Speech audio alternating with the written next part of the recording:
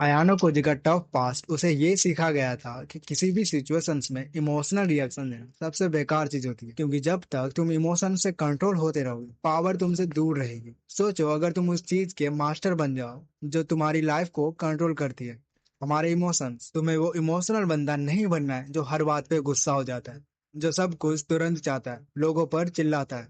अक्सर लोग हर मौके पे अपने इमोशंस दिखाने लगते हैं, जो फील करते हैं वही बोल देते हैं बिना सोचे।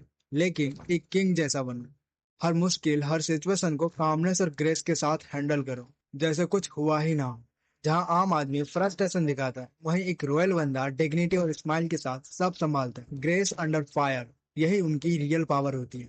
किंग दिखने का सबसे बेस्ट तरीका है हर हालात में डिग्निटी मेंटेन करने का। हाँ, ये आसान तो नहीं है। जब इमोशन पीक पे हो तो स्टेप बैक लेना पड़ता है, टाइम लेना पड़ता है काम होने के लिए। कभी कभी फिजिकली भी सिचुएशन से दूर हो जाना सही होता है। आयनो कोजी कभी भी गुस्से में या पैनिक में रिएक्ट नहीं करता। पहले सोचता है, एनालाइज करता है, फिर डिसीजन लेता है। इसी वजह से वो हर बार जीत जाता है। सोचो, कोई इरिटेटिंग लड़का रोज तुम्हें तंग करता है, रोज तुम्हारा इंसल्ट करता है, तुम्हारा मजाक उड़ाता है, तुम्हें नीचे खींचता है, और उसमें ऑब्वियस है कि तुम गुस्सा फील करोगे। पर तुम अगर गुस्से में रिएक्ट कर दो तो तुम्हारा इमेज भी खराब हो सकता है। तुम्हारे इमोशंस पूरा उसके कंट्रोल में होगा। और जब दूसरा तुम्हारे इमोशंस कंट्रोल करने लगे तो समझ जाओ पावर उसके पास है, तुम्हारे पास नहीं। ऐसे टाइम पर अच्छा यही होगा कि रिएक्शन ही ना दो। सोचो, क्या मैं इस लायक हूँ? क्या मुझे इससे फर्क पड़ना चाहिए? क्या ये वर्थ है मेरे टाइम और एनर्जी के लिए? ज्यादातर केसेस में इग्नोर करना इज द बेस्ट ऑप्शन, या फिर स्मार्टली इसे सोल्व करो बिना अपने इमेज पे इफेक्ट डाले। लेकिन जब डिसीजन लेना हो तो इमोशनल अटैचमेंट से दूर रहो। अटैचमेंट तुम्हें लिमिटेड सोचने में मजबूर कर देता है। तुम्हें बस वही ऑप्शन नजर आता है जो तुम चाहते हो, चाहे वो गलत ही क्यों ना हो। आयनो कोजी का सबसे बड़ा वेपन है डी अटैचमेंट। उसके पास लूज करने का कुछ नहीं है, इसलिए उसे फोर्स करना इम्पॉसिबल है। का रूम देखो, एकदम मिनिमल, कोई मेटलिस्टिक डिजायर नहीं। वो लॉन्ग टर्म सोचता है, आज कुछ छोटा सेक्रीफाइस करके कल बड़ा रिजल्ट लेके आता है। ज्यादातर लोग ये ही नहीं कर पाते हैं। जब तुम किसी चीज से इमोशनली अटैच होते हो तो तुम्हारी सोच लिमिटेड हो जाती है, तुम बाइस्ड डिसीजन लेते हो। डी अटैचमेंट तुम्हें पावरफुल बनाता है, पर हाँ, इसे दुनिया को दिखाना मत, वरना तुम्हें लोग हार्टलेस समझेंगे। हर इंसान एक कॉमन इमोशन फील करता है, प्लेजर भी चाहिए, पेन अवॉइड करना है। इसी को एक्सप्लॉइट करके लोग तुम्हारा फायदा उठाते हैं। पर्सपेक्टिव चेंज करो। गलती करने पे फर्स्टेड मत हो, ये सोचो कि जितनी गलतियां करोगे उतना ही स्ट्रोंग बनोगे।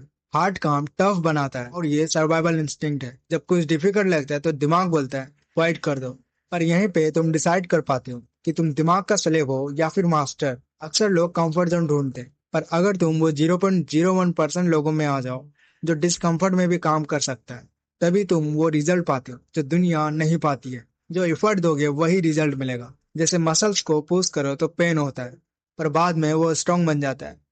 वैसे ही दिमाग भी है। इमोशनल कंट्रोल एक स्किल है, गिफ्ट नहीं। ये प्रैक्टिस से आता है। जो टेक्निक्स बताई गई है ये हिस्ट्री के ग्रेट लोगों ने यूज किए हैं। पर अगर तुम ये सोचते हो कि एक वीडियो देखने के बाद हम इमोशंस को कंट्रोल करना सीख जाएंगे, पर ये ऐसे नहीं आता है। तो तुम एक वीडियो देख के अपने इमोशंस को कंट्रोल करना तो नहीं सीखोगे, पर तुम अगर उसे बार बार प्रैक्टिस करते हो, नोट करते हो, बार बार अप्लाई करते हो, फिर तो ये बहुत ही ईजी हो सकता है। इमोशंस हर किसी को फील होता है, तुम इसे अवॉइड नहीं कर सकते, लेकिन तुम सीख सकते हो इनका यूज कैसे करना है। अभी जो भी फील हो रहा है, सैडनेस, एंगर, फ्रस्ट्रेशन, आइडेंटिफाई करो, इसे यूज करो अपने मिशंस के लिए। इमोशंस जरूर होते हैं, पर तुम्हारे एक्शंस तुम्हारे हाथ में होता है। जैसे अगर तुम्हें किसी से जेलसी हो तो या तो तुम खुद को खा जाओगे या फिर उसको बीट करने का मोटिवेशन बनाओगे। मेडिटेशन साइंटिफिकली प्रूवन है इमोशनल कंट्रोल के लिए।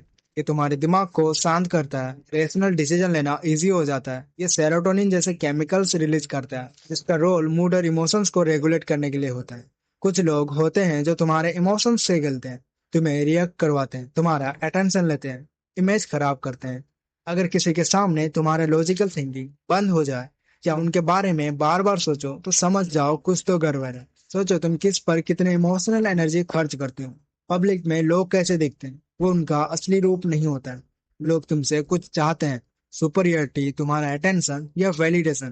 ध्यान से समझो उनकी लाइंस, सरकास्टिक कमेंट्स और वो एक्सप्रेशंस जब तुम्हारा बुरा होता है। ये एबिलिटी डेवलप करो कि प्रेजेंट मोमेंट से दूर होकर ऑब्जेक्टिवली सोचो, पास्ट और फ्यूचर के बारे में। जब तुम एंग्री होते हो तो तुम्हें लड़ाई करने का मन करता है, पर यही सबसे बड़ी गलती होती है। पहले वाली गलतियां याद करो। सोचो कि फ्यूचर में इसका क्या रिजल्ट होगा। डिसीजन को डिले करना सीखो। इमोशंस के अंडर डिसीजन लेना बहुत ही डेंजरस होता है। इमोशंस दिमाग को नैरो करते हैं, तुम बस वही देखते हो जो तुरंत काम का लगता है। काम माइंड ऑप्शंस ओपन करता है। हिस्ट्री के लोगों के एक्सपीरियंस पढ़ो, सीखो कि जब कुछ बड़ा फील होता है तो मैं ये सोचता हूँ कि जब मैं डेड बेड पे होऊंगा तो क्या यह सब मैटर करेगा? मोस्टली नहीं करेगा। जब तुम्हें कोई इंसल्ट करे तो अंदर गुस्सा दबा के मत रखो। सोचो क्या फर्क पड़ता है। जब कुछ भी पर्सनल नहीं लेते तब कुछ भी तुम्हें तोड़ नहीं सकता। बड़ी से बड़ी चीज इजी लगती है क्योंकि तुम्हें पता है कि in the end it on even matter. तो वीडियो कैसा लगा कमेंट में जरूर बताना, सब्सक्राइब जरूर करना। Thanks for watching.